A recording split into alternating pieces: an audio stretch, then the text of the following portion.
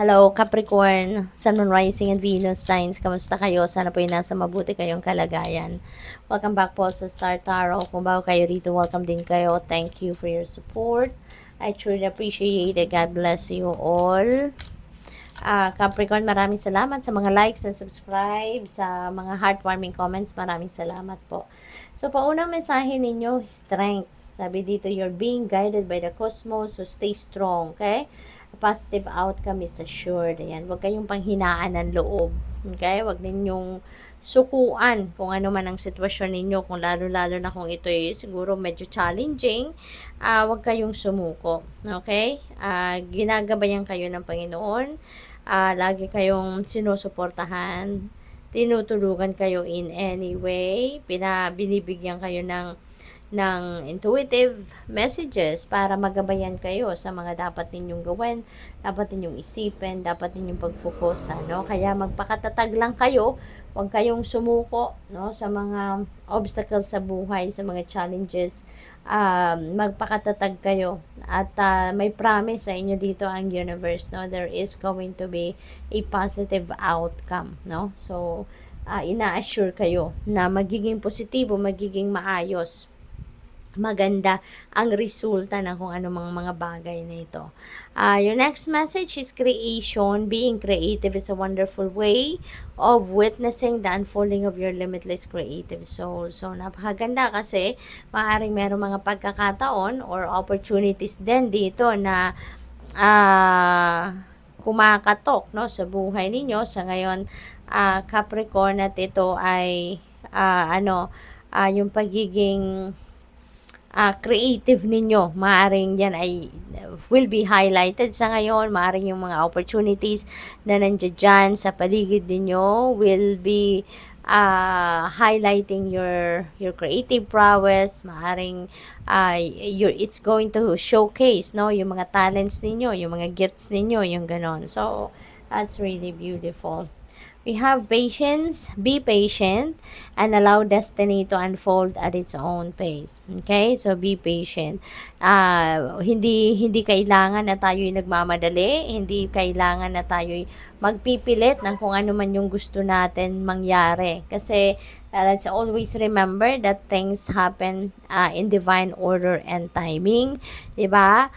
Kahit anong pilit natin, kahit anong insist natin, if it's not meant to happen yet, it won't happen talaga. Kaya, maybe ngayon, ganun ang sitwasyon ninyo, no? Baka meron tayong pagpipilit, meron tayong pagrarush ng ganon. Kaya, niimbitahan kayo rito, no? Maging pasensyoso at pasensyosa at payagan ninyo yung destiny, no? To unfold organically nang wala tayong pagpipilit, walang pagkukontra sa mga pangyayari or kung ano pa man, no? Because that will just complicate things, that will just derail, no? Kung ano man ang sana ay paparating na sa inyo. Intuition. Trust your intuition. It has been guiding you to the answers that you seek. Ayan. So, siguro, aware kayo, meron kayo mga intuitive messages na nare-receive, meron mga guidance kayo na nare-receive from the divine universe, pero baka hindi ninyo ito pinapansin kasi maybe baka nagdududa kayo, tama ba itong naririnig ko? Tama ba itong naiisip ko? Baka nagdududa kayo dyan, no? Kaya ito, sinasabi sa inyo na trust your intuition. Kung ano man yung napipick up ninyo mga mensahe from your intuition, paniwalaan ninyo yan kasi guidance yan sa inyo ng divine universe at matagal na. Matagal na kayong ginagabayan. Matagal nang pinadala sa inyo ang mga intuitive messages na yan. Pero yun nga, baka hindi kayo naniniwala sa naririnig ninyo. What else?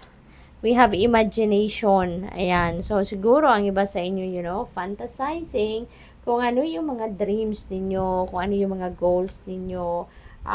Siguro, ini-imagine ninyo kung ano yung mga eksaktong pangyayari or sitwasyon, no, na gusto ninyong ma-experience sa buhay ninyo at this time. Wow, ang swerte naman ninyo, mananalo yata kayo dito. Sabi dito sa keywords dito, there's jackpot, there's fortune, there's reward. So, this could be panalo ninyo, baka jackpot ninyo ito sa mga game of chance, sa lottery, STL, kung ano pa, mga game of chance, raffle, mga ganon. Swerte, no? Nasa inyong horizon talaga. There's good luck, there's good fortune, at saka baka financial reward ito na nadadating, Capricorn. Financial reward, baka meron kayong premyo, baka bonus, or kung ano pa man, na reward sa'yo.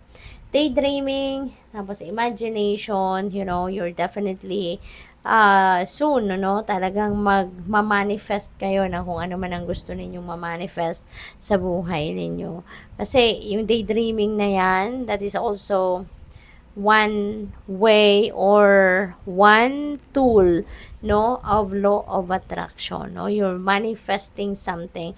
So kapag ini-imagine ninyo kung ano man yung gusto ninyong ma-manifest sa buhay ninyo, isali ninyo yung sarili ninyo doon sa sitwasyon, isali ninyo yan. Let's say for example, gusto ninyong punta sa Bora, 'di ba? Gusto mong mag-swimming sa Bora, maaring kung yun kunyari lang, yun ang gusto ninyong ma-experience, na mag-swimming kayo sa Bora. So, i-imagine ninyo yun na nandun kayo, nagsiswimming talaga kayo, ilagay ninyo yung emotions ninyo then, yung saya, yung excitement, yung parang as if it is already happening. And that is a very powerful way, of manifesting kung ano man ang mga sitwasyon na gusto ninyo ma-experience into your 3D reality. Okay? Lagyan ninyo ng emosyon ninyo.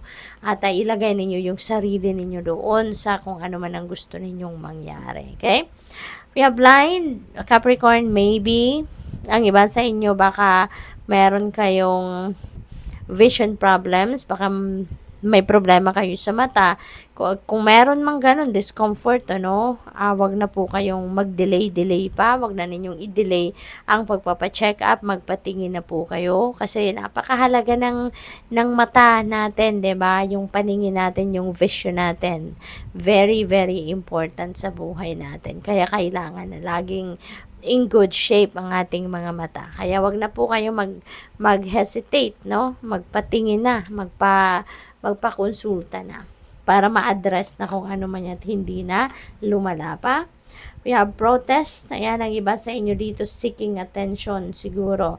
Maaaring meron kayong ipinaglalaban kung sa trabaho to, Baka meron kayong ipinoprotesta, meron kayong ipinaglalaban dyan, at maaaring hindi kayo pinapansin. Or probably then, na meron kayong mga complaints, So, siguro may mga complaints kayo, may mga hindi kayo nakukuha na karapatan ninyo, or there's something, na hindi niyo nagugustuhan. Kaya may iba sa inyo nagpo-protesta, nagrereklamo. So, good luck sa'yo. Thank you for watching. Love and light. Namaste.